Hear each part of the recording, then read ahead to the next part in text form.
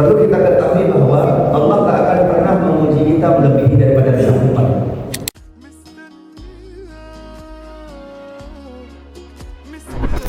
Yang menjadi permasalahan adalah ketika ujian itu datang, kita tidak menerimanya. Kita berkata seperti ini Bapak Ibu. Contoh misalkan kita ini sakit Allah.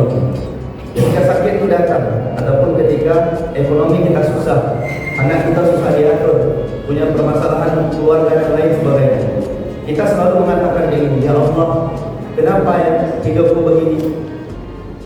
Padahal yang harusnya semestinya kita katakan adalah, ya Allah, terima kasih, alhamdulillah. Kenapa? Karena Engkau telah memberikan ujian ini kepadaku. Artinya apa? Ketika Engkau memberikan ujian ini kepadaku, maka sesungguhnya aku yakin dan percaya aku mampu menjalani ujian ini. Kenapa? Karena Engkau yang mempercayaiku untuk menjalani ujian ini. Seperti itu Bapak.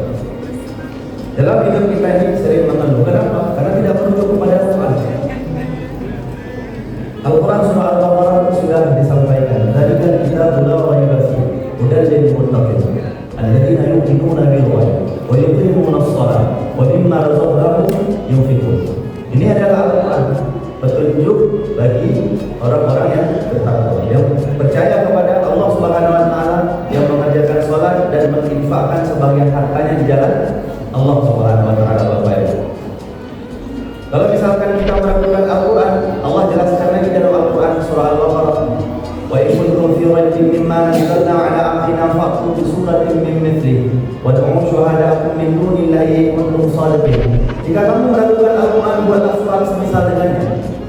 Ajaklah penolong-penolong selain Allah, maka kamu tak akan pernah mampu menandingi Al-Quran itu.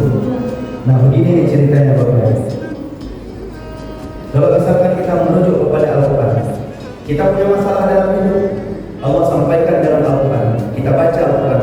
Dalam Al-Quran surah Al-Baqarah ada keterangan wasta'inu bis-sabri was-shalah. Dan mohonlah kepada Allah dengan cara sabar dan salat. Jadi artinya ketika ada masalah dalam hidup, sabar. Ketika ada masalah dalam hidup, salat.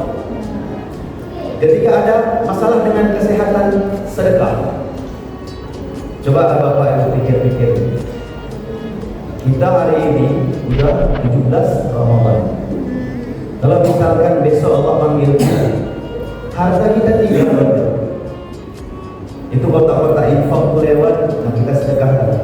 Kalau misalkan kita menggunakan harta kita untuk kebutuhan pembangunan masjid, kepentingan rumah ibadah, dan untuk orang-orang yang berjuang di jalan Allah, maka insya Allah kita akan mendapati pahala jariah.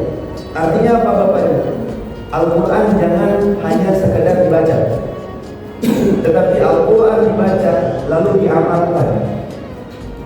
Kata Rasulullah Muhammad SAW dan para ulama menyampaikan, Al-Quran jika dibaca maka orang tersebut akan mendapat syafaat.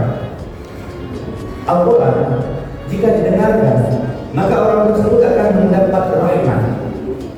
Al-Quran jika dibaca lalu kemudian didengarkan, lalu kemudian diamalkan, maka orang tersebut akan mendapat keselamatan, kebahagiaan baik di dunia maupun di akhirat.